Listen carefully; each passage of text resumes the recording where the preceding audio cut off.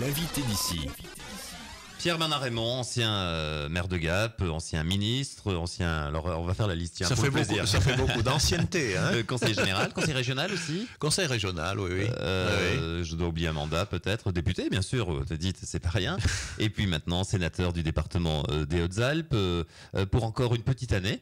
Alors, vous voyez venir la question à suivre? Oui, bien sûr. Je crois que la décision n'est pas véritablement prise. Vous savez aussi que je ne suis pas en mesure de vous répondre. Il n'est pas impossible que je réfléchisse de façon sérieuse à cette question pendant les vacances de Noël. Oui, j'imagine qu'il faut un peu d'anticipation, puisque vous avez déjà dit sur nos ondes que vous souhaitiez que ça se passe dans organiser une transition dans la douceur, autant que faire se peut. Bien sûr, s'il doit y avoir une transition, j'espère qu'elle sera dans une certaine unanimité pour me remplacer, oui. Est-ce que vous convenez que nous-mêmes, et puis les observateurs, les acteurs politiques, n'imaginent pas un paysage politique sans Pierre-Bernard Raymond?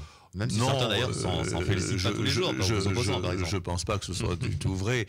Vous savez, on est très vite oublié, hein, je me fais pas d'illusions. Et personne n'est indispensable, tout le monde est remplaçable.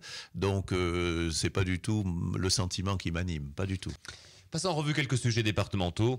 On vous reçoit régulièrement avec plaisir, alors on va pas refaire tous les sujets. Une petite bonne nouvelle, somme toute assez partielle, le début des travaux enfin de la rocade, premier coup de pioche en février, gros chantier à partir de l'été prochain. Pour le premier tronçon, et le premier tronçon seulement, vous qui avez vécu ce dossier de son premier jour, qu'il avait toujours vu dans le plan d'urbanisme inscrit. Bon, en même temps c'est une bonne chose, et en même temps le constat quand même d'une durée... Alors, pardon, mais qu'on peut considérer comme anormal. Absolument. C'est un dossier qui a été inscrit au plan d'occupation des sols en 1973, vous vous rendez compte? Et nous allons assister au premier coup de pioche dans quelques mois. Donc, je crois qu'il y a plusieurs raisons à cela, mais ça se résume par un seul fait. C'est que les Hautes-Alpes ont énormément de mal à se faire connaître, à se faire respecter et à se faire aider. Nous sommes 140 000 habitants, c'est comme ça que nous sommes perçus, et il y a toujours quelque chose de plus important à faire ailleurs. Et donc, je suis heureux de voir que enfin, j'allais dire, on a eu l'administration à l'usure. Il y a un moment où ils ne peuvent plus ne pas le faire.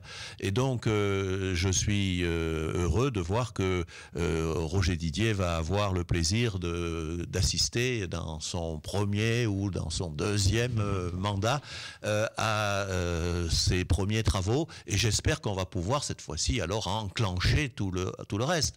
Moi, combien de fois on m'a promis que ça allait démarrer?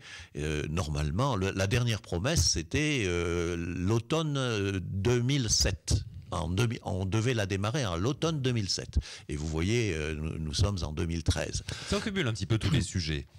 Est-ce que le terme mépris pour un territoire comme le nôtre peut être adapté lorsqu'on constate les décisions prises ou les reports annoncés pour l'autoroute A51, d'autres dossiers gelés comme les rénovations de voies ferroviaires, d'autres dossiers qui se heurtent à des problèmes financiers apparemment objectifs comme les études pour le tunnel franco-italien? Est-ce que c'est plus du mépris ou est-ce que c'est un manque de poids politique ou simplement la démographie? Oui, non, je ne dirais peut-être pas du mépris, je dirais de l'indifférence et une grande partie d'ignorance. Quand vous pensez que, par exemple, pour l'autoroute, nous en sommes au 18e ou 19e ministre de l'équipement, sur ces 19 ministres, il y en a 2 qui ont fait le voyage pour savoir de quoi il s'agissait.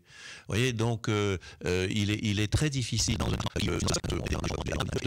deux secrétaires d'État dans le département des Hautes-Alpes, Paul Dijoux et moi-même, où nous avons quand même pu faire venir cette autoroute jusqu'à la Saulce.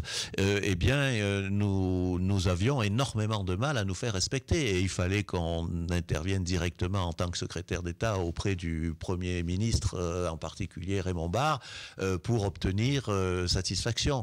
Et les nouveaux parlementaires la prennent un petit peu, peut-être un peu à leur dépens. Je prends le cas de Karine Berger qui est partie sur l'autoroute A51 fleur au fusil avec son entrisme qu'elle a a priori au niveau gouvernemental et qui a été rattrapée par la réalité. Et effectivement, effectivement, Karine Berger avait le sentiment que c'était finalement un dossier à sa portée.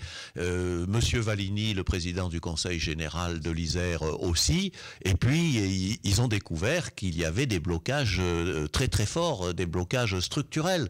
Et aujourd'hui, les présidents de conseils généraux signent des lettres pour demander que ça soit pas 2050 mais 2030, ce qui m'a d'ailleurs entre nous un peu surpris. Je pense qu'il faut continuer à dire c'est ou maintenant, ou alors c'est que vraiment vous n'en voulez pas. Alors je crois que c'est très difficile. Moi j'ai encore proposé une dernière solution qui consiste à dire à l'État, écoutez, si vraiment vous n'en voulez pas, laissez-nous la faire nous-mêmes. Autrement dit, nous créerions un syndicat interdépartemental avec 4 départements, les 4 départements les plus intéressés, l'Isère, les Hautes-Alpes, les Alpes-de-Haute-Provence et la Drôme, qui a aussi intérêt à ce qu'on allège l'autoroute de la vallée du Rhône. Et c'est nous qui allons faire l'appel d'offres. Et je suis sûr que si nous acceptions une concession très longue, une concession de plusieurs décennies, nous arriverions à trouver des entreprises qui la feraient sans nous demander un centime. Je sais qu'il y a, par exemple, dans la région parisienne, des travaux, en particulier un tunnel qui termine la 2e rocade de Paris, qui a obtenu, pour être réalisé, une concession de 75 ans. Eh bien, si vous lancez un appel d'offres, si les 4 départements lancent un appel d'offres à des entreprises de travaux publics françaises ou étrangères, en leur disant nous avons 92 km d'autoroute à faire et nous vous offrons une concession qui peut aller jusqu'à 75 ans, je suis sûr qu'on trouve quelqu'un sans avoir l'obligation de mettre de l'argent tout de suite et de n'en mettre jamais.